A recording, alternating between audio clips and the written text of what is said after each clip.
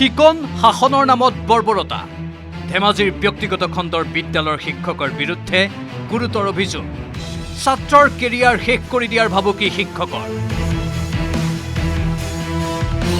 ধেমাজিৰ Suvidya RM senior secondary স্কুলৰ পদাৰ্থ বিজ্ঞান বিভাগৰ শিক্ষক শংকৰজ্যোতি ভৰালীৰ বিৰুদ্ধে উঠিছে ভয়ংকৰ অভিযোগ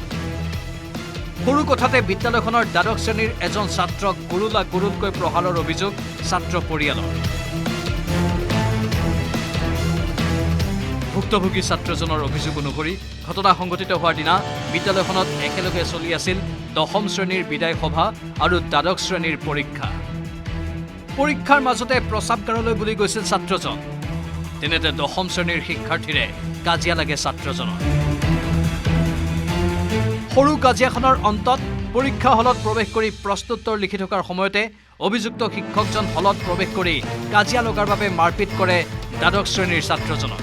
পৰীক্ষা চলি থকাৰ মাজতে হলৰ পৰা বাহিৰলৈ উলিয়াই ছাত্ৰজনৰ কেৰিয়াৰ শেষ কৰি দিয়াৰ ভাবুকি প্ৰদান কৰাৰ অভিযোগ তুলিলে ছাত্ৰজনে আমাৰ মানে 10 ফেয়াৰৱেল আছিলে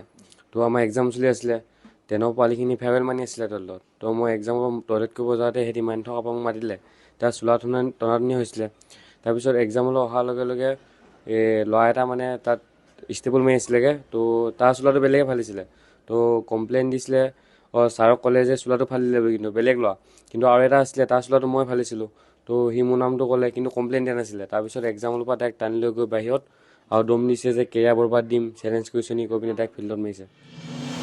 শিক্ষকজনৰ প্ৰহাৰত হাত আৰু ভৰিত কম বেছি পৰিমাণে আঘাত পায় ছাত্ৰজনে পৰীক্ষা চলি থকাৰ মাজতে হলৰ পৰা উলিয়াই নি ছাত্ৰজনক প্ৰহাৰ কৰাৰ বাবে ক্ষোভিত ছাত্ৰজনৰ পৰিয়াল ঘটনা সন্দৰ্ভত আইনৰ কাষ চাপিছে ছাত্ৰজনৰ পৰিয়াল তৰিছে গোচৰ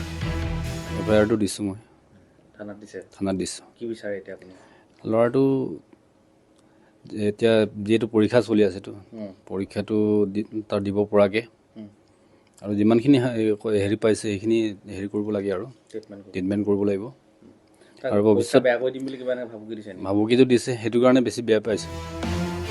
কি কাৰণত এজন শিক্ষকে পৰীক্ষাত বাধা দি ছাত্ৰক প্ৰহাৰ কৰিবলগীয়া হ'ল সেয়া তদন্তৰ পাছতে আহিব পোহৰলৈ ধেমাজিৰ পৰা মন বিকাশ বৰগোহাঁইৰ report news 18 Assam North east